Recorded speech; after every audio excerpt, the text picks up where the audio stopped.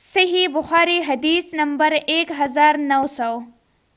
ابن عمر رضی اللہ تعالیٰ عنہ نے کہا، میں نے رسول کریم صلی اللہ علیہ وآلہ وسلم سے سنا، آپ صلی اللہ علیہ وآلہ وسلم نے فرمایا کہ جب رمضان کا چاند دیکھو تو روزہ شروع کر دو، اور جب شوال کا چاند دیکھو تو روزہ افطار کر دو، اور اگر ابر ہو تو اندازہ سے کام کرو، یعنی 30 روزے پورے کر لو۔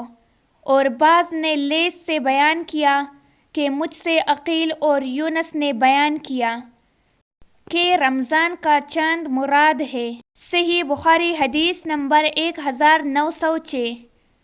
رسول اللہ صلی اللہ علیہ وآلہ وسلم نے رمضان کا ذکر کیا تو فرمایا کہ جب تک چاند نہ دیکھو روزہ شروع نہ کرو، اسی طرح جب تک چاند نہ دیکھ لو روزہ موقوف نہ کرو، اور اگر ابر چھا جائے تو 30 دن پورے کر لو۔